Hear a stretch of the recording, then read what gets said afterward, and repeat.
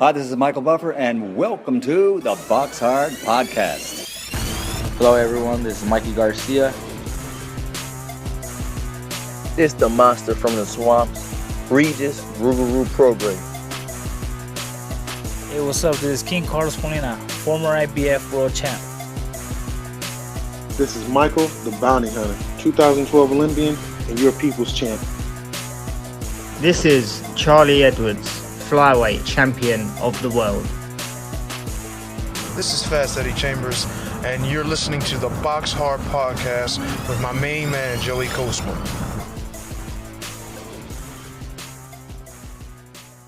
Hello everybody and welcome to episode 411 of the BoxHard Podcast. I'm your host Joey Coastman. I'm joined as always by former heavyweight world title challenger, my counterpart himself, Mr. Fast Eddie Chambers. Eddie, how you doing this week, my man? I'm doing good. How about you, sir? Always good when speaking with you, sir.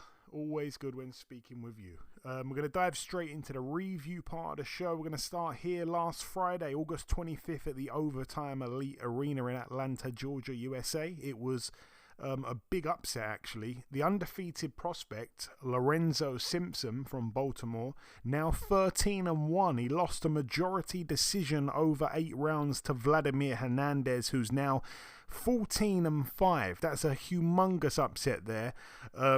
Like I say, Lorenzo Simpson was being, touted for big things, and I guess tipped for big things is probably the better word in there. But yeah, that's a real spanner in the works there, because Vladimir Hernandez, like I said on last week's show, he's probably better than his record suggests. He's only really lost in tough fights, against good top quality fighters. But yeah, Lorenzo Simpson wasn't good enough on the night. So like I say, 13-1, that's a big setback for him. Moving now though to the Stadion Wrocław in Wrocław, Poland. I'm sure I'm saying that wrong. It was live on TNT Sports pay-per-view. It was live on ESPN Plus. Let's start with the undercard just briefly. I'm really going to be brief on this one. Adam Hamed, he's now 1-0, the son of Prince Nassim Hamed, a first round TKO against a guy called Wojtek Hredy, who's now 1-3. Pro debut there for Hamed. Also on the card, Daniel Lapine. He moved to 8-0, a TKO for him in round 6 against Arrow Schwartz, who's usually quite durable. And Lapine isn't really a big puncher. It's rare for him to get a stoppage victory, but he got it here. Like I say, round 6 for the vacant IBO Continental Light Heavyweight title. Lapine, like I say, 8-0. Arrow Schwartz now 20-7 with a draw. Good win there for Lapine, to be honest with you. Moving now to this one as well that went down on the undercard. Dmitro Mitrofanov, he's now 13-1 with a draw. He was TKO'd in just the second round by Hamza Shiraz of the UK, now 18-0. He's put together a real string of knockout victories as well, Hamza Shiraz. Very, very happy for him. It was a good fight, really, on paper, these two, especially as Mitrofanov was with Alex Krasuk. So, he's with K2 kind of thing, with U6 guys. So to be, I guess, Hamza boxing away from home on this card here in the away corner, he was up for the occasion, and he's picked up a fantastic win on the road there. He had Mitrofanov down 3 times, if I'm not getting that wrong. It was for the WBC silver middleweight title. Hamza Shiraz, like I say, unstoppable at the moment, and I cannot wait to see his next few fights. I know they're talking about him against Denzel Bentley. I think that's a fantastic fight if we do see it. Also on the card as well, Denis Berinchyk, now 18-0, a unanimous decision over 12 rounds against Anthony Yigit. I called this one. I didn't think he would stop Yigit. Yigit is tough, and I said he'd only been stopped, I think, in the second half of all the fights that he'd been in. And lost, and I thought he was going to be able to tough it out. He showed me a few things against Keyshawn Davis. He's a tough guy. He was cut like he always is, and yeah, that didn't deter him. He didn't look for a way out, and he fought with his heart on his sleeve, as he always does. Denis Berinchyk, like I say, 18-0. Good win, really. I think it was one of the best wins on his actual resume, to be honest. So that's a good name for him for the WBO International Lightweight title. Yigit now 27-4 with a draw. Really sad situation afterwards where he said he had this bad cut and he went to the doctors in the venue, Eddie. I don't think you'd have seen this, but I'm not going to stop and talk about it because it's going to just drag on. But basically, Anthony Yigit from Sweden, boxed in the US a couple of times, suffered a cut, and then after the fight went to the doctors and said, right, I'm going to need this cut stitched up. And they said to him, well, we don't have the equipment here to stitch you up. We've just got an ambulance, basically, so you're going to need to go to the hospital. So he said, okay, let's go. And they went, no. We're not going to take you to the hospital. We need to stay here just in case a severe injury occurs, and then we need to use the ambulance to get someone to hospital real quick. So he was like, wait, so you mean to say I've just fought on this card, K2 Promotions, a Usyk undercard, I've just put my life on the line in that ring for 12 rounds. I was cut, and now I'm having to get myself to the hospital. And he just was like, what the hell? You're supposed to be looking out for the fighters. So basically, after a bit of an argument, they took him to the hospital and then apparently just dumped him there. So he was stitched up, he come outside the hospital, and he made a video right outside the doors of the hospital. There was no car for him or anything. I think he probably had to get an Uber back to the fight hotel. It was real mistreatment at its finest there. But yeah, sick things, and we don't like. I know things like this annoy you, Eddie, actually, because fighters being mistreated is nothing new. Oh, you've unpaused. Make it brief, Eddie. Go on. Yeah. It's just it's why you gotta have a good team around you. You know what I mean? Because it's these guys they take you for granted. You know what I mean? Generally, promoters, they're just trying to get the next act on with no trouble and everything going, the way it's supposed to go. And if one of the fighters are hurt, yeah, it is what it is, kind of thing. You know what I mean? And it's just, it just goes to prove, man, that we gotta band together. You know what I mean? We gotta look out for each other because, the other side isn't. Yeah, well said, Eddie. Stating facts again. And he did actually say, imagine if my cut was as bad as like a Badu Jack cut. And yeah, I make him right. I mean, it was disgusting. But anyway, moving to the main event, Alexander Usyk now 21-0, that perfect record intact. I don't know why I was going to say Anthony Joshua. Daniel Dubois in the other corner now 19-2. He suffers his second stoppage loss late on in a fight again. It was for the IBF, IBO, WBA Super and WBO World Heavyweight titles. Going to give a brief rundown, just a really brief rundown through the rounds. Round one I gave to Usyk. He was on the front foot, which I thought was a little bit surprising because I felt, as I said last week, Dubois needed to start fast. He couldn't afford to let Usyk get in a rhythm. But yeah, Usyk was on the front foot. Dubois was actually the guy kind of backing up already. Usyk's lead hand was just full of feints though, complete, confusion on the face of Daniel Dubois. Usyk, like I say, got the better of the jabs between both men. That was really what the first round was all about, a battle of the jabs. He got the better of that. Dubois was struggling as well to measure the distance well. Usyk definitely won the respect as well in that round, I think, if there was a battle of respect. Round two, a slightly better round for Dubois, but still a Usyk round for me. Dubois, I felt, got momentarily staggered actually with a short, sharp left hand from Usyk. I think Dubois was struggling as well with the hand speed and the foot speed of Usyk at times. Round three, another round for Usyk. Dubois just really struggling to put his shots together. He was being outworked, outlanded, outsmarted, and outmanned a bit, to be honest with you. He was letting the fight slip away, I felt. There was a lack of head movement, which obviously isn't a surprise if you've watched Dubois before. But I was worried that, at that point, is he going to keep getting hit in the same spot and maybe end up getting cut or, suffering some bad swelling to his eye like we've seen before with Joe Joyce. Thankfully, that didn't happen. Round four, Dubois with a much better round. You probably could have actually given him that round 4. Dubois finally started to let his hands go. Nothing landed too clean. There was a lot of grazing shots, but yeah, just literally missing by an inch and things like that. I think they were reminders for Usyk that he needed to respect Dubois, because if nothing else, the guy can certainly bang, and he hadn't really had that respect for him, I don't think, in previous rounds. Round 5, Dubois with that monster body shot, or if that might be controversial in itself, that monster shot somewhere around the body. Down goes Usyk. Obviously the referee ruled it low, and Usyk took the whole 5 minutes. The replays showed it might have been a fair shot initially, and then we see some other angles that looked like it was maybe low. There's been mixed opinions coming out from all types of fighters, from retired guys like Carl Frampton saying it was a fair shot, to people like Barry Jones saying it was an unfair shot. Lots and lots of people have had their opinion about it. On the night, there was a lot of people saying it was a fair shot. I think since then, a lot of people are now I can hear a lot of people saying it's an unfair shot. But yeah, it was a mad round, because when Usyk kind of, carried on fighting 5 minutes later, it seemed to kind of, I don't know, it seemed to wake him up, because he actually closed that round really strong. Round 6 was a crazy round. Again, I think Dubois had a case of winning it, so I might have given him 2 rounds there in the first 6 rounds, and then obviously from that point onwards he dominated. He won round 7. In round 8 he puts Dubois down. I think it was a temple shot. It was one of the last shots of the round. He didn't really get to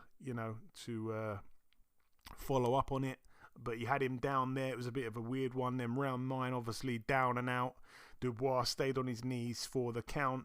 And finally, in the end, Usyk got there. Round 9, like I said on last week's show, I keep banging on about it. I sound like a broken record. Usyk has gone even longer without getting a stoppage in the first 6 rounds of a fight. A lot of people felt it was going to go late. I thought it could go the distance, but if there was going to be a stoppage, it was going to be late on. Jake Paul actually called round 9, and round 9 it was. A lot of people actually thought round 9. I don't want to spend too much time on it, Eddie. I'm a little bit conscious of the time. What I will say is it was pretty much as I expected. I think Dubois maybe won a couple of rounds generously on my card. I don't think it really made a difference. Usyk did what I expected him to do, dominate the fight for large parts of it, and then either stop him late or get the points win. He stopped him late. I didn't really learn anything about Usyk or Dubois. Like I say, it went pretty much how I thought it would go. The only talking point is that low blow, or maybe you thought it was fair. I wanted to get your opinion, because my opinion is worthless. I wouldn't say it's worthless, yo. But I think, initially I said, I don't know. And then I said low, because and I think it could be considered fair or low. It literally is on the belt line. The way the shot came up, what it did was it lifted the cup, which created that same sensation of getting hit low. So even though it might have been a little close to the belt line, the shot still had an effect. I don't know how much of an effect. Obviously, Usyk went down, but I guarantee you this: if they started to count, he's getting up. You know what I'm saying? He's not just going to stay down and lay and take that 5 minutes. He knew he had the time because the ref didn't call it, so he stayed down and tried to get himself back together, because believe me, if it was a chance of him losing, he's getting right up off that canvas and just going to have to find a way to deal with it. But I think he was hurt by it, whether it was to the body or to the nuts. I don't know for sure which one, but it just looked like the trajectory of the way the shot landed could have caused it to, it was a little low, maybe right at the belt line, right at the bottom of the belt line, but, it's hard to make. And it was kind of was a quick bang, bang kind of thing. Ref gave it a low, so, gave him a chance to recover. But like you said, he came right out strong again and took back over. I guess he realized, look, man, I can't keep letting this guy hang around. He might mess around and catch me with something, get me out of here. And there was always a possibility of that. However, the fight itself, I think it went exactly how I expected. Even with my man Bashir in the corner helping out, giving him a few things. He tried to feint, he tried to do some things with the jab. He tried to be more unpredictable, but you can't just make these adjustments over a course of one camp. Is really, really difficult. So he ended up being himself and pretty basic, which is exactly what I said. Everything, on one cadence it's kind of easy to pick it apart. That's why a lot of those shots that he was throwing were coming close and, maybe grazing, but nothing really of any major consequence landed besides the body shot or the low blow. So, yeah, it was what I expected. I knew it was going to be very difficult for him to, do what he had to do. I knew if he was going to come out, it was just like I said about Anthony Joshua, he had to come out and immediately boss it from early on. And he just couldn't do it. Usyk came out strong first. Put that doubt in his mind, and that was a wrap. Yeah, I think it's an important point that you make there about the fact that obviously the referee didn't start a count at all, and therefore Usyk took the time to stay down. And a lot of people were saying, no. At the time, they were saying, no, it should be a knockout because he stayed down. But obviously, I straight away thought, yeah, if the referee is counting, he's getting back up. And it's good that we didn't speak about that, but you're right on track with me there. Go on, Eddie. You keep it brief. No, that's it. No, I was just gonna say 100%. If there was any danger of losing, he's getting up. Yeah, I agree fully. It was kind of crazy. People taking it a little bit too far, saying Dubois definitely won the fight. He's the new champion of the world. He won by knockout. I thought, wow, slow that down. But anyway, leaving it brief, moving to the final card to mention. It took place at the Hard Rock Hotel and Casino in Tulsa, Oklahoma, USA. Over here, it was live on, I'm going to guess, ESPN, and also in the UK on Sky Sports. Let's start with the undercard. A few names on there. Bruce Carrington with a win, a unanimous decision over 8. He's now 9-0. This victory was against Angel Contreras, who's now 13-7 with 2 draws. Abdullah Mason, I think he's still only 19 years of age. He's moved to double-figure wins, 10-0, though this time he went the distance. He was 8 KOs from 9 wins. He's now gone the distance for the second time in 10 fights. A unanimous decision against the very, very tough Cesar Villarraga, who's now 10-8 with a draw. It was over 6 rounds there at lightweight. Jeremiah Milton as well, the heavyweight, moved to 11-0. A unanimous decision over 8 rounds against another real tough guy, Craig Lewis, now 15-7 with a draw. A big upset on the cards as well. Nico Ali Walsh, Eddie. I don't know if you saw this. If you didn't, just keep mute. If you did, you can maybe say something. I just don't want us to drag on too much. But Nico Ali Walsh now 8-1. He was coming off a draw last time out. Hang on. Oh yeah, we should do a little update on that actually. Nico Ali Walsh was coming off a draw. However, it was announced, I think, just last week in the week build up to this fight that he had here on Saturday just gone against Sona Akale. Basically, long story short, his last fight, that draw against Danny Rosenberger has actually tested positive for a banned substance, so that has been wiped off of his record now. It's gone down as a no contest there, so he's now or he was 8-0 again without the draw. It was a no contest. So anyway, he was undefeated whichever way you want to look at it. He got in there with Sona Akale, who was 7-1, but upon inspection of his record, he hadn't even boxed anyone with a winning record at all, let alone beaten anyone with a winning record. And even worse than that, his last fight, he got in with a guy called Cameron Crowe, who I think's from Vegas or something like that, and Cameron Crowe actually knocked him out in 6 rounds. Cameron Crowe's record was 19 wins, 27 losses and 3 draws. He's not a very good fighter, and he doesn't bang many people out, okay? His knockout percentage is 35%.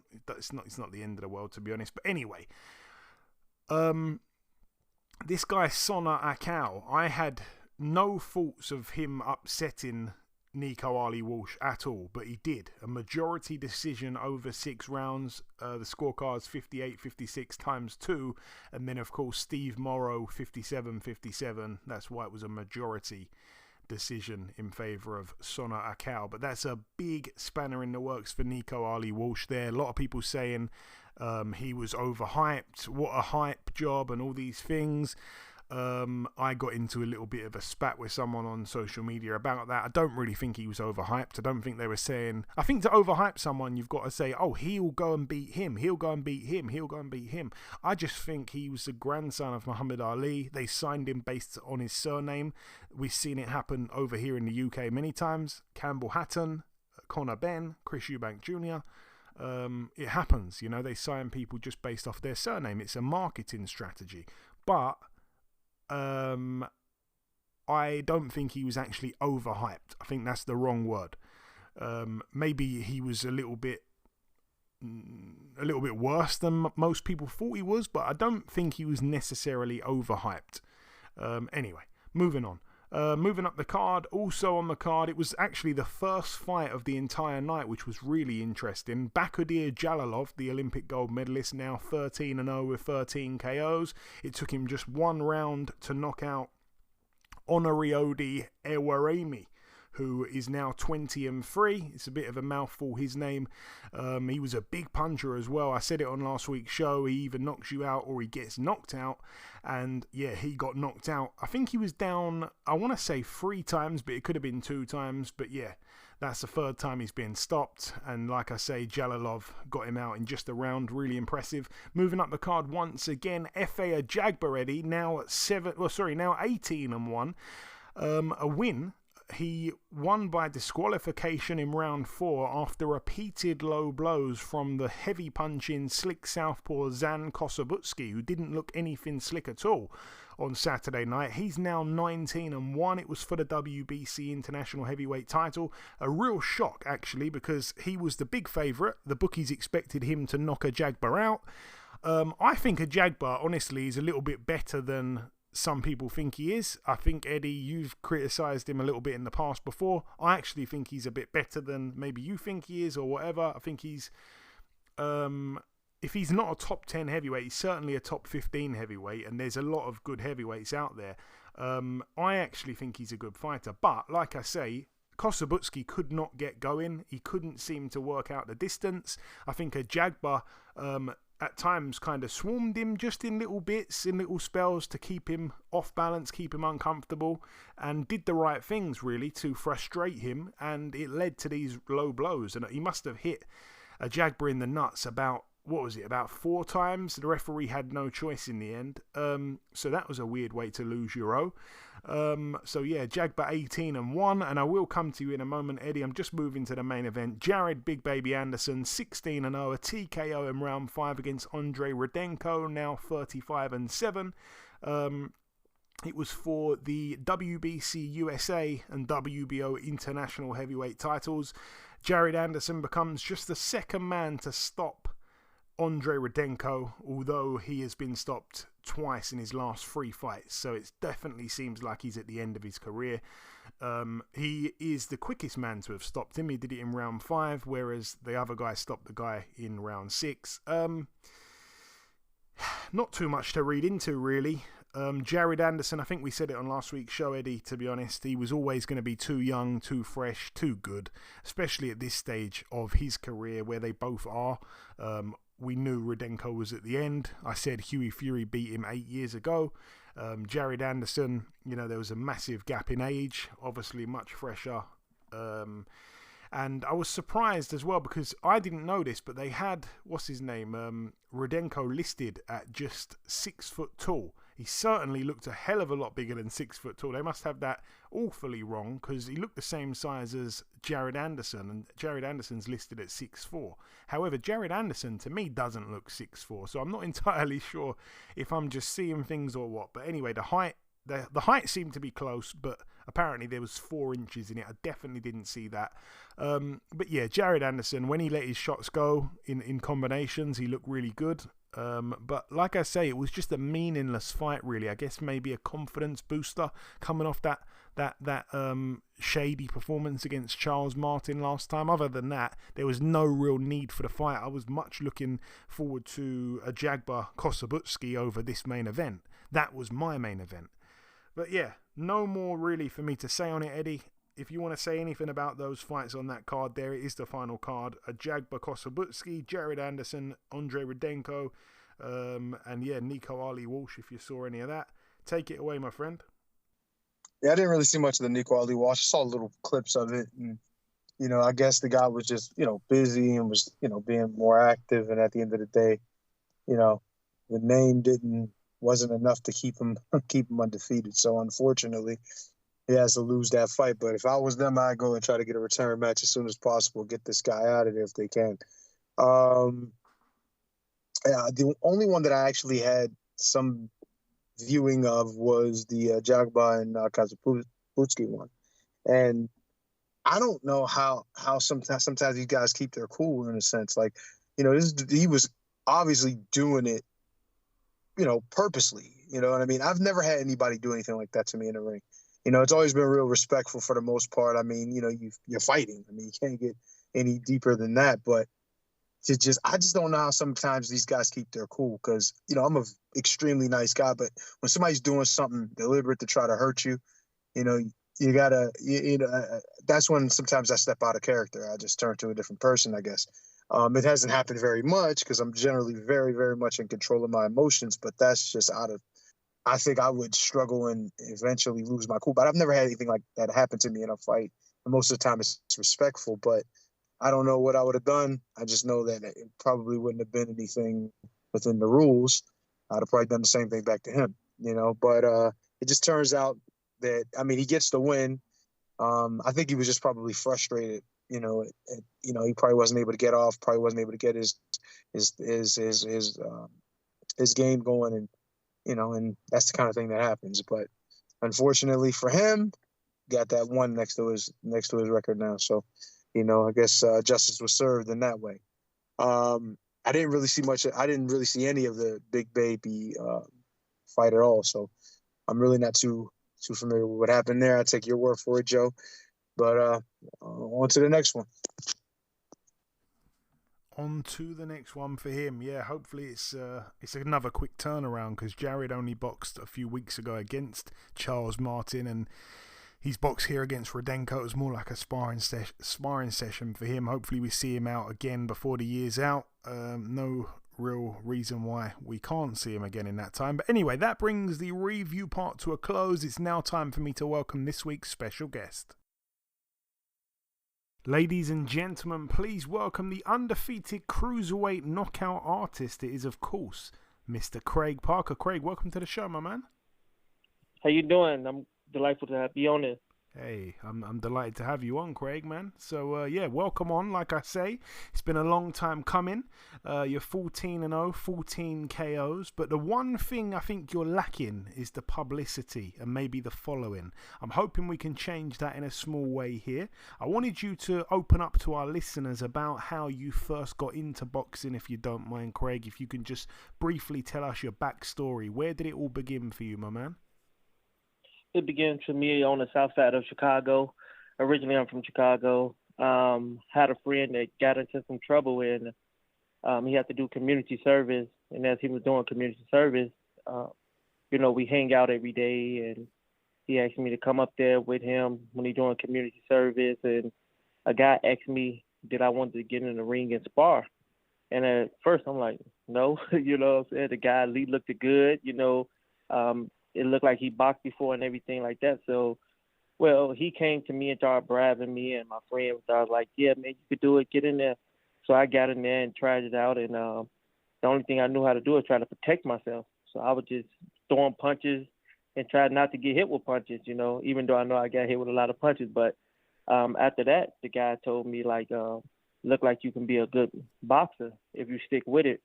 And I believed in him, and I just believed in myself, and that's the first time I ever heard that I can do something in my life, So I trained every day, and ended up doing good against him.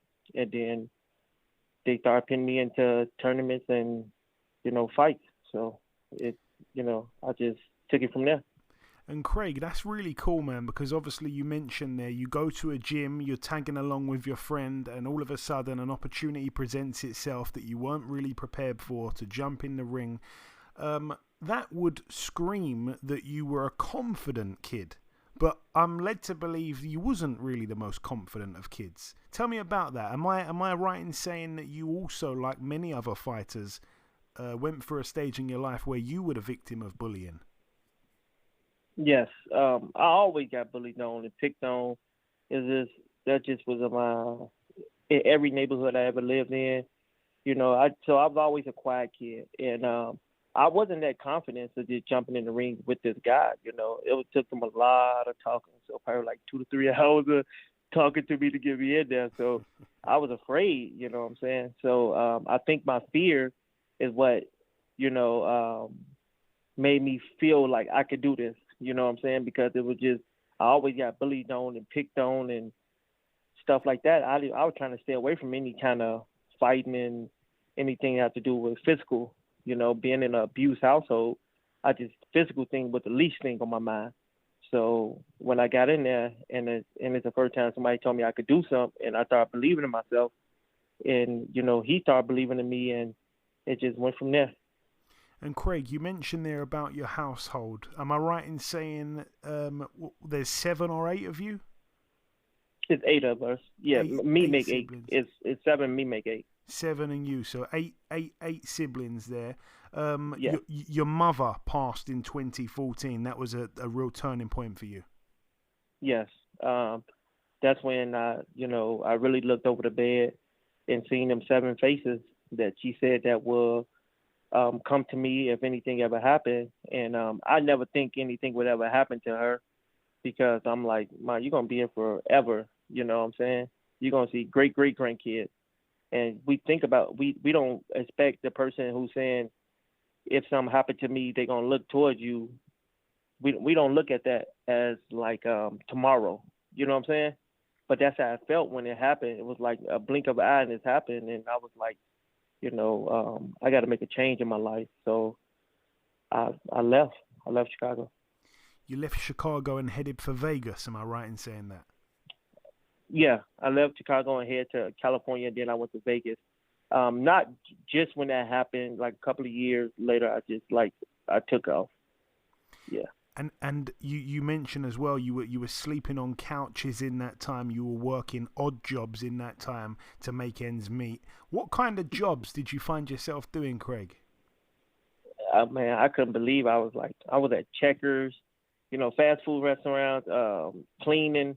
I just was doing anything, to make money to try to survive. I knew the jobs I had couldn't pay for rent, so a lot of trainers and different people who would talk to me and stuff like that would let me sleep on a couch and different things like that, to help me out along the way, because they seen something in me that I would start to give up, and I would never give up. So I was giving out, meaning that I was like, is this really for me? Because time passing by and it don't seem like anybody interested in helping me, you know what I'm saying? And the people that was interested in helping me was the people that, just for trainers and stuff like that. And they were trying to find managers and other people to want to invest. But it was like, it was hard. So it was like for me, like, if I'm going down the right path, or should I just, just get out of it and just go back home and, do what a normal person do every day. But I just never gave up. That's why I call my team God's Plan, because I know he had a bigger purpose for me. And not just a bigger purpose for me, but a purpose for the people that's coming up who have to see and been through what I had to been through, because I've been through a very poverty neighborhood and upbringing. That's amazing to hear all of that, Craig, man. I'm sure the listeners are going to really be interested in this. Obviously, you stuck at boxing. Do you remember your first fight as an amateur? Yeah, I remember my first fight as an amateur, man. Man, it's like, when you get used to just coming to the gym and just sparring. And then when you say, oh, man, we got a fight coming up, I said, a fight coming up? Like, oh, man, I didn't sign up for this. I'm just in confidence and coming in the gym and just sparring now, and training. And I had my first fight and I won by KO. And it just was a good feeling. It was just a feeling that I was like, now people would know not to just run up on me and just do what they want to do, push me around and stuff like that. Even though I still walked around with that type of fear, even knowing how to protect myself, I think that just bring out the best of me. And you mentioned there to get a stoppage in your first fight as an amateur as well is a pretty impressive thing. Which year was that, Craig, if you remember? I can't really tell you what year it was. That's fine. I really don't know. I don't know. Do you remember like how many amateur fights you had in the end, or? I probably had like 20 to 23, I believe. 20, 23 was mostly, we were mostly doing like tournaments when we could, because we didn't have so much funding for traveling and stuff like that. So the tournaments would probably give us like 2 days or just like, a few fights. So we get like 2 or 3 out of that and keep it moving. And Craig, you won a Golden Gloves, if I'm not mistaken. Which Golden Gloves was that? I won a Chicago Golden Glove. Oh, okay. Yeah. So that's a tough state Golden Glove, by the way. Yeah, it was tough, man, and it was very like it was tough, and it was just new to me. You know what I'm saying? It was just new to me, and I trained hard, and that's when I knew what hard work pays off. And Craig, I wanted to ask as well: have you managed to spar some big names over the years, or have you not really had those opportunities? Well, I've been in the ring with a few people. I'm not gonna say spar. We just went a few rounds, like with BJ Flores, just in and out people. People that was, good competitions and stuff like that, and world champions and stuff like that. BJ Flores. Any others? Yeah, I was in. Let me see. Not too many. No, not too many. And I've been in the ring with great fighters. You know what I'm saying? All fighters that get in the ring and be on TV and showcase their talent. I believe every fighter is great in their own way. You know what I'm saying? They probably ain't got the biggest name, but they're great. And Craig, who are you training under currently?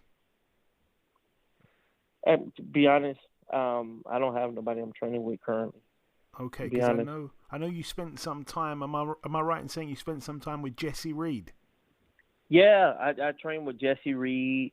I trained with Murky Sosa. I trained with a few trainers, and it was just great experience.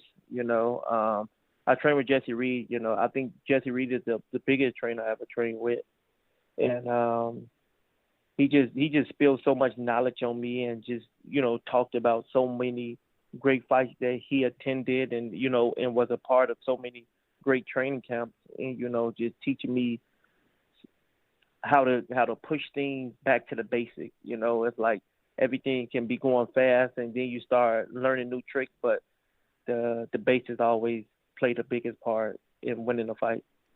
Yeah, I've been lucky enough to meet Jesse in person when he came over here to the UK a few years ago, and I remember having some pretty long conversations with him. He knows so much; it's incredible. In September, Craig, just next month, in what's that, a day or two from now, you'll be in the month of September, you'll be celebrating your 5th year as a pro. Like I said at the start of the interview, you've compiled this record 14-0, all 14 by a KO, 12 of them in the first round. Only twice have you been into round 2. Talk me through some of these fights if you can, Craig. Half of them, of course, have took place in Mexico, the other half in the States. Talk to me a little bit about these fights, man. I know there's not too much to say because you haven't gone more than 2 rounds per person. Yeah, I believe they was all great competitors. All came out to do the same thing I was coming to do, and that was to win. And I just think all the hard work is done in the gym, and I think I just took every day like it was the last day of training camp, and I just went hard. And I think just, training so hard and being so focused and locked in on what you're doing, when it went into the fight, everything just came out so explosive, so fast, so quick. And sometimes, like I say, it's shocking to me, And I just know that God is with me and, helping me going through these fights. So I just give all the thanks to God because, what I have been through and where I'm at now, it would never been possible if you didn't have faith and hope. So that's how I look at it. And Craig, you do have your next fight penciled in. You'll be boxing September 9th in South Carolina against Antonio Brown. Brown's record is 8-3. You have something in common with the guy. You've both never gone the distance. He's knocked out all 8, but he's been knocked out all 3 himself. You have 3 common opponents as well. You've knocked out, obviously, all 3 of them. He's knocked out 2 and got knocked out by the 3rd one. Does that tell its own story in any way about how this fight will go? No, because I'm not none of them opponents, and he not another opponent that I fought. So no, I do not go off of what I won and who he lost against. I don't go off that. I just go off of how I have to adapt to what he bring into the ring on September the 9th, and how he gonna have to adapt to what I bring in the ring. And I just hope that what I'm gonna do, get off fast before he even think. So I'm just coming to try to be I'm just coming to be victorious that night. And Antonio Brown, by the way, has weighed anywhere from 176 pounds to, in his last fight back in April, weighing 226. So that's a 50-pound increase there. What weight is this fight going to be at, my man? We're gonna fight at 198. So it's gonna be at cruiserweight, because I'm staying at cruiserweight. And my goal is to get down to 175. So I'm going to stay at cruiserweight and work myself down to 175. So hopefully he come in on weight, and I know he will, because, he wants this fight just like I want this fight. And I just know the best man is going to win tonight, and that's going to be me. And if it is to be you, do you think we're going to see you go into round 3 at least in this fight at all? Well, that's going to be all up to that night. My goal is to not look for the knockout, just work my way into getting the victory, to getting my way. Working to get the victory. That's all I know. And what is the goal, Craig? I know you're going to say the same thing everyone says. The goal is to become a world champion. That's obviously every boxer's dream. But do you have a pathway mapped out, a plan how to get a world title shot? The only reason I'm saying this is because obviously you're 14-0, 14 KOs, looks unbelievable. At this point in time, no real recognizable names, I think it's fair to say. There's a comparison I can see with someone like a Christopher Lovejoy at this point in time. Do you know Christopher Lovejoy? I'm not. Basically, don't know too much. Right, Christopher Lovejoy basically was this guy, heavyweight, 6'5", from Vegas, actually, I think from Vegas or California somewhere. He put together about 20 KOs in a row, all within 2 or 3 rounds, a lot of them going down in Mexico. Then all of a sudden, he's 20-0, 20 KOs, he gets a shot against a credible fighter, and ends up just getting knocked out in a couple of rounds. And it's like, whoa, this guy just put together this really impressive looking record. But obviously when the going got tough, he actually got in with someone who can punch back. He got found out. But the thing is, that can work for some guys. They can do what he did, put together this great record, and then end up with a pot of gold at the end of it. I wanted to kind of see what path you want to take with your boxing career, if you've even thought that far into the future. Well, me personally, going far as I could, and when that time comes, I will be in the bestest camp. I will have the best people around me, the most experienced people around me. So when that day comes and I get that opportunity, there's no way I should not be victorious, because I understand a lot of people, like you said, make this beautiful record and then at the end don't overcome the fight that mean the most. I believe I'm just different. I'm different from every other fighter, and I know every other fighter is different from me. And it's all about who wanted the most at that time. And and I'm not saying that guy didn't want it the most, because it's like he put a lot of work in to be 20-0. But I just feel like when that time comes, I'll be prepared. I'll be prepared to go all out. Yeah, no. I just wanted to get your take on that. Obviously, everyone's path is different.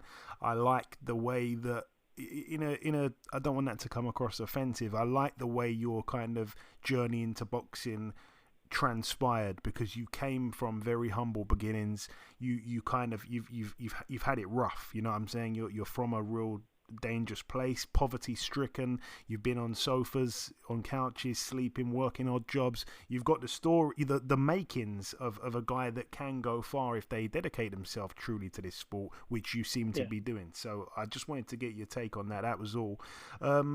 Just before we wrap things up, we're kind of flying through everything I have for you, Craig. I wanted to ask if you've got any closing words just to the listeners, if you just want to sign out with a little message before we let you go. Of course, don't forget to drop your social media handles as well in that message. This is Craig Parker, the one and only, and I'm coming to do what God gave me this gift to do, and that's to do all I could do and inspire others to become something special. And social media is Craig Parker Boxing, IG. So if you're looking for me, and that's how you get in contact with me. And I'm just honored to be a boxer, to be someone who overcomes so much in life, and show people that because you're down and because you're going through something doesn't mean you can't overcome whatever you're trying to overcome and get to. So I'm that guy who's going down that yellow brick road to visit the Wiz, So I guess that's when I get to the world title shot. There we go. Fantastic message, my man. You're not on Twitter, by the way, are you? No, I'm not on Twitter. Okay. Nope, I'm not on Twitter. Not on any of them other platforms. I'm just right now the Instagram thing for me. I'm not too much a social media type of person, so I'm learning though. I'm thinking one day at a time. Yeah, hopefully we see you on a couple of other social media platforms. But yeah, Instagram is obviously the biggest, I think, right now. Anyway, like you say, and I like to get on them. I like for a big time promoter, and when them days come, I'll be ready. So absolutely. I just want people to know that I'll be ready when them days come, because I've been down enough, So. Like I said, I ain't afraid of height because I'm going to the top. So there we go. I love that, man. I love that. But yeah, like I say, or like Craig said, Craig Parker Boxing on social media, on Instagram. Listen, Craig, it's been a real pleasure having you on and hearing your story. Thank you so much for your time, and I just want to wish you the best of luck for September the 9th, my man. Cannot wait. I really appreciate it. Thank you for having me. Okay, now it's time for part 2 on this week's show. This part, of course, the news part of the show. One piece of news to mention here, just a fight that's been announced on the Canelo-Charlo undercard. Obviously, the date for that is September 30th, live on Showtime pay-per-view, live at the T-Mobile Arena. But yeah, on the undercard, friend of the show, former world champion Mario Barrios steps in with Yordenis Ugas for the interim welterweight title there. I don't know, I'm not entirely sure which interim belt it is. I don't know if that's a WBC interim or whatever. I'm going to have to look more into that. A little bit lazy from me. But also on that card as well, another good fight between Jesus Ramos and Erickson Lubin. Erickson Lubin, the underdog in that fight there, but should be a good one. That is it, though, for the news, I believe. Let me just double check. That is about it. Okay, moving on now to the preview part of the show. Let's start here with a card that goes down tomorrow night. I'm guessing it's going to be live on... I'm guessing it's going to be Channel 5, though I'm not entirely sure. But anyway, over here, 2 fights to mention. We're going to see Samuel Antwi, 16-2, getting in with Mason Cartwright, 19-3 with a draw. Good little fight there, to be honest, for the vacant British super welterweight title. Also on the card, the main event, Lyndon Arthur, 22-1. He steps in with Brian Nahau Suarez, who's 18-1. It's for the vacant IBO World Light Heavyweight title. All the best, of course, to Lyndon Arthur. Steps in with a guy who, like I say, in my opinion, is relatively unknown. 18-1, 17 KOs, and the one loss was also by a KO, so he's only heard the final bell just one time, and that was back in 2018. He was knocked out by a guy who was 13-0 in 2022. That guy is currently 16-0 with 15 KOs. So yeah, I would say this fight probably won't go the distance then based on that. Lyndon Arthur obviously can bang and was knocked out in his sole defeat to Anthony Yarde, though I don't expect this guy will have the same type of skill set as Anthony Yarde. All the best to Lyndon. Moving now to this one. It also goes down tomorrow at the Braehead Arena in Glasgow, Scotland. Over here we're going to see two Scottish boxing legends, maybe. We're going to see Ricky Burns, 44-8 with a draw. It's over 12 rounds, actually. No belt on the line. I think there's a lot of pride on the line, though, so they don't really need a belt. But he steps in with Willie Limond, who, people will remember his fights, his spirited efforts mainly, because most of his fights, his big fights, he lost. He lost to Amir Khan, lost to Eric Morales, Anthony Crolla, Alex Arthur as well, right back in 2003 for the British title.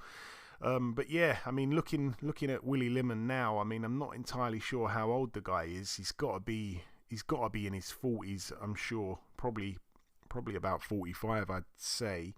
But yeah, his last fight was in 2022. He got a TKO against a guy who was 3-6 with 2 draws. He hasn't beaten a guy with a winning record since he beat Curtis Woodhouse in 2014. Ricky Burns, obviously, we know, operated at a much higher level, really much better wins on his record and stuff, but has been very inactive as well. His last fight was in 2021, a unanimous decision over a guy who was 26-9 with a draw. His last meaningful fight, he lost to Lee Selby, majority decision. Both guys have only had one fight, period, in the last 4 years. So yeah, it's just a farewell kind of fight. Ricky Burns should win this fight, though, God. Moving now to the Manchester Arena in Manchester, Lancashire, United Kingdom. It's going to be live on Sky Sports Box Office. Let's start with the undercard. Going to start here with the Olympic gold medalist Lauren Price, who didn't have an opponent until about, I think it was probably today, to be honest, actually.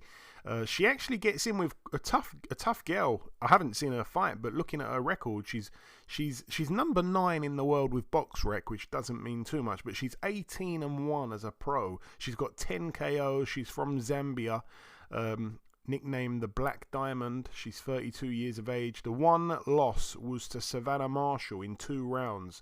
I don't remember that fight, to be totally honest with you, but she lost to Savannah in 2 rounds. Other than that, she's been beating these girls, knocking them out most of the time. So I think that's a fair step up there for Lauren Price in just her 5th fight. She's currently 4-0. Also on the card, we're going to see Florian Marcoux, 12-0 with a draw. He steps in with Dylan Moran, who is 18-1. Yeah, I mean, good fight again, I think.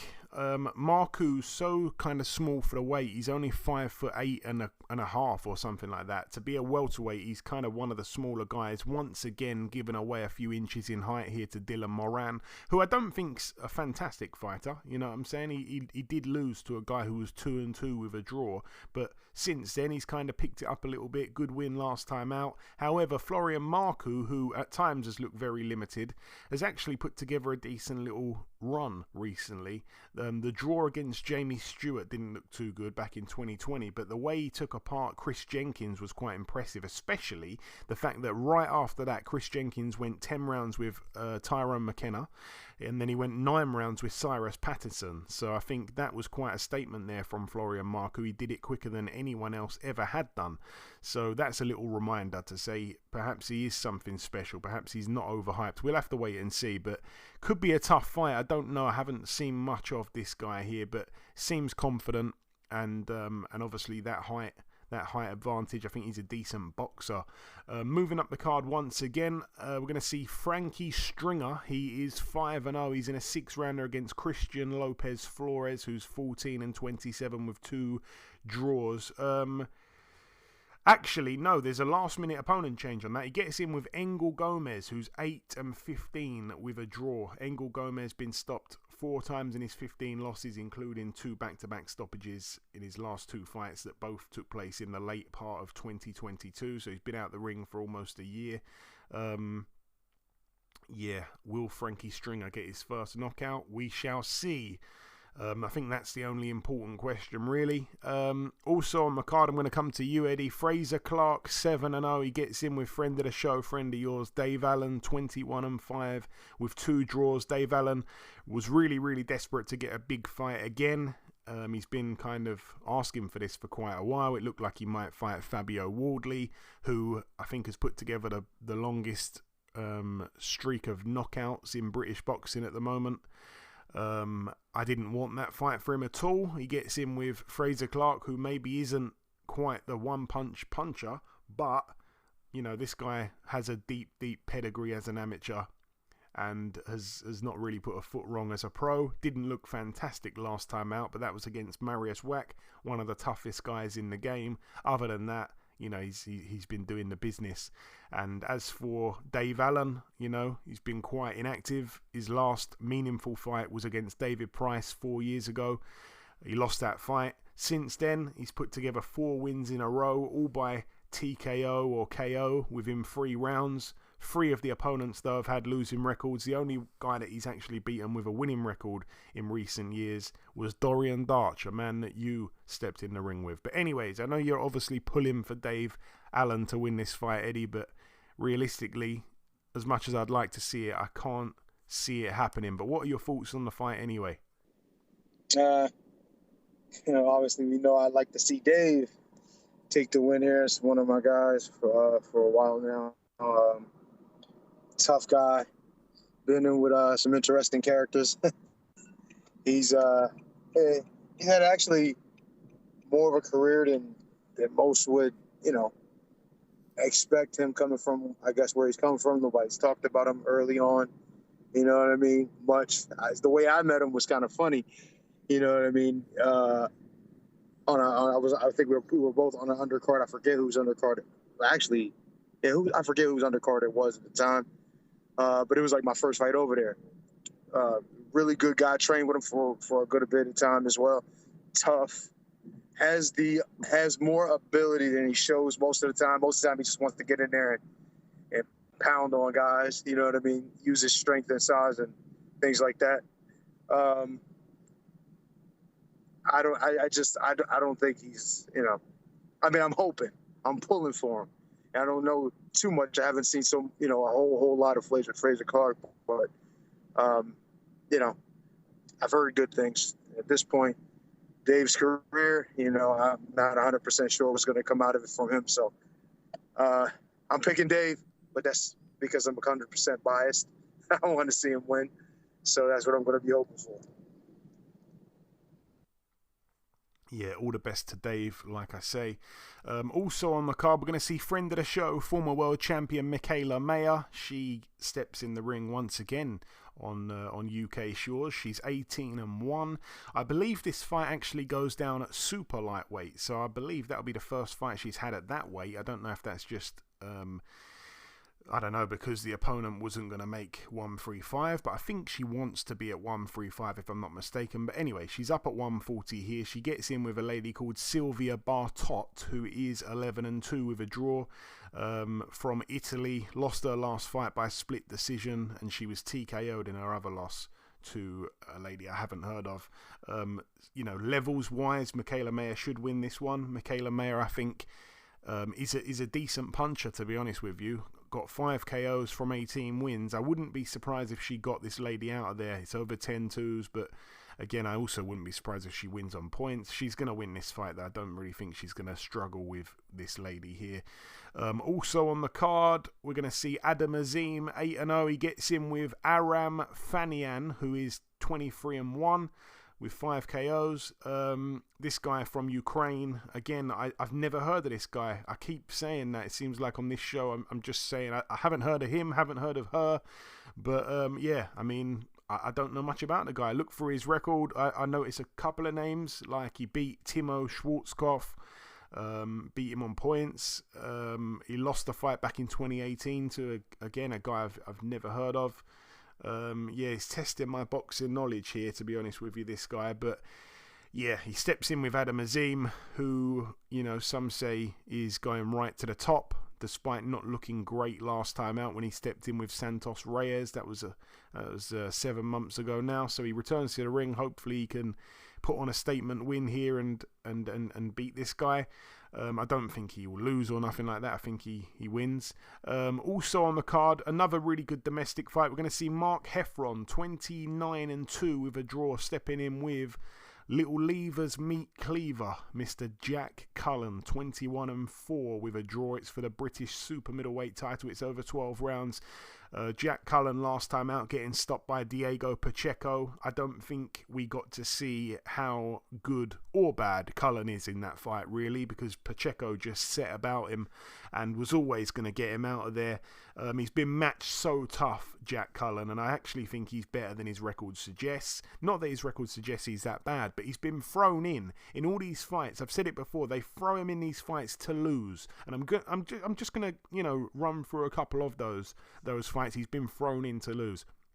Stepped in there with John Harding Jr., took his O. Stepped in there with Felix Cash, got knocked out. Stepped in there with Zach Chelly, got a draw.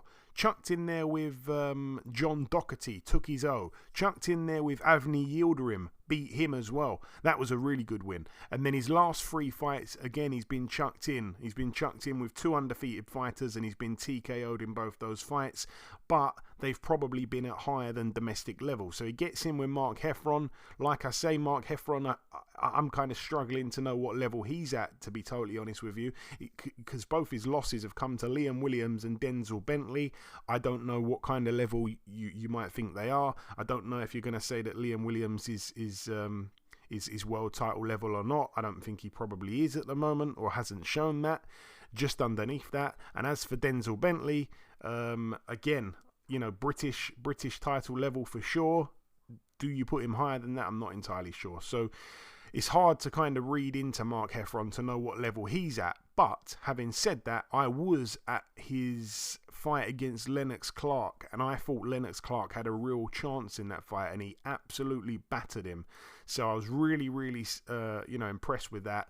And that was only just over a year ago now, and he's put together a decent little run. So it's a good fight. It's a really good fight. I think Jack Cullen has a chance in this fight, has a bigger chance than most people would give him. However, I still have to ride with Heffron. He has got really heavy hands, and yeah, I can see him winning the fight. But what I will say is that I think this fight will go probably into the second half of the fight. I wouldn't be surprised with a late stoppage from Mark Heffron. And yeah, moving to the main event, I'm going to come to you first, Eddie. Liam Smith, 33-3 with a draw. It's over 12 rounds, a rematch, an instant rematch with Chris Eubank Jr., 32-3. Fantastic fight, the first one, obviously. So much excitement here. I don't know if it's probably not the same level out there in the US. Most of you guys probably don't care too much, but obviously Eubank Jr., such a big profile, his father, himself, the arrogance, the cockiness, the fighting style, everything. He gets in with Liam Smith, who most people thought would lose to Chris Eubank Jr. I think they were expecting him to actually knock Smith out. I couldn't ever see that happening. He's an extremely tough guy, Liam Smith. But anyway, got in there as the underdog in the first fight, won by stoppage in that fourth round, and he is the favourite in the rematch, which is really interesting. But yeah, I saw a little. I said I was going to come to you first, but I feel like I'm going to myself first. But I watched the Gloves Are Off episode 2 or whatever it was called. For the rematch between Chris Eubank Jr. and Liam Smith, and they sat down and they do that kind of interview. And Johnny Nelson's in the middle throwing questions at both guys on a round table. And it just seems to me that Liam Smith has just got Eubank's number. And I mean that like mentally. He's just got him. I found myself feeling a little bit sorry for Chris Eubank Jr. for the first time in my entire life, because in that little sit down there, for me, he just didn't seem like his old self, because he didn't have that layer of cockiness, that layer of kind of arrogance. It was removed, and I actually like the guy underneath those layers, to be honest with you, but he didn't look his old self there against Liam Smith in that little sit down, and Liam Smith just had his number. It was like a father speaking to his son at times, you know. I don't mean that disrespectfully to Eubank Jr., but yeah, it just seemed to me like Liam Smith has just got his number, and that's just that. He is his kryptonite. We shall see, of course, on the night. A lot of people are saying that maybe the punch was a fluke. Boy, oh boy, did it have him hurt. The referee did the right thing to stop that fight. But can he repeat it again, Eddie? Who do you favour? How do you see it going? Yeah, that's interesting what you said about the sit down he had. I didn't get a chance to see it, but just listening to what you said, to me it seems like he's taking the more humble route this time. You know what I mean? Kind of doing it so you don't expect as much, but you get more type thing. Just my initial thoughts on what you said about the sit down. I didn't hear it, but and maybe, at this point he's starting to see he needs to have a little more humility about how he approaches things, especially with boxing. He never, it's the theater of the unexpected. Anything can happen. So, everyone is a threat. And like you said, most people over there figured that Eubank would be, that much above him. He would be able to stop him at this point in his career and all of that, even though you disagreed because, you figured that Liam Smith had much more, which, I agree. He has much more than a lot of people would have thought. But as far as how the matchup went, I thought Eubank was doing a pretty decent job in the beginning. Some of the things he was doing was, keeping with Liam Smith off balance a little bit at times. But then as the fight wore on, he got a little bit, more competitive. And obviously he caught him with the shot. And it was a hell of a shot. Had him going pretty bad. Can it happen again like that? It's still possible. Liam Smith obviously has more than most did initially think, in the way of, in a way of skill and power and just ability overall in general. So looking forward to it again. You know what I mean? That wasn't something that, and like you said, here in the States, guys wasn't really talking about it much or whatever, but I initially didn't have really too much interest in the fight, figuring that Eubank was going to win. And, even though I knew Liam Smith and I know the Smith family and all, they're good fighters. They're good fighters from top to bottom. But I still thought that, Eubank, maybe I was drinking the Kool-Aid a little bit about Eubank a little bit more than I probably should have, and not giving Liam Smith enough of a chance in the fight. You know what I mean? But now, it's a little bit of a different story. I still think, overall ability and explosiveness and all of that, not saying he's a huge puncher, but I still think Eubank should be able to do it. But, hey, styles make fights. And as you've seen with the first fight, Liam Smith is not trying to back down. He's obviously got a lot in the tank. He's in good form. Obviously considering the last fight they had and his previous few. I still think it's going to be interesting. I can see why they went over and started to favor Liam Smith opposed to, he obviously stopped him in the first fight. So, but I think it's a little more than that. I think the style could be a bit of a problem for him. And he's going to have to be on his A plus game to come out on top for this next one. Yeah, just when you were talking there, I was just looking at the numbers on the betting site there, and Liam Smith to win by stoppage within rounds 1 to 6, like he did in the first fight, is 5.5 to 1. Rounds 7 to 12 is 3 to 1, and by decision is 3 to 1. I think you can sort of take your pick on any of those three. I think he wins the fight, by one of those methods. I don't think Eubank wins this fight. I just think, like I say, I really believe that Liam Smith's got his number in and outside of the ring, it seemed to me.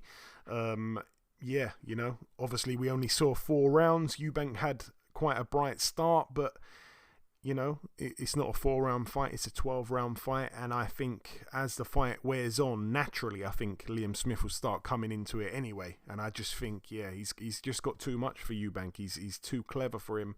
And, yeah, that's my opinion anyway. But we shall see how it plays out. Not long to go now. Really, really looking forward to it. I think we've been spoiled as boxing fans. It just seems to be big fight after big fight, weekend after weekend. And if there's not a big fight, there's a fight on always that I'm really looking forward to, just as a hardcore point of view. So, been really lucky this year.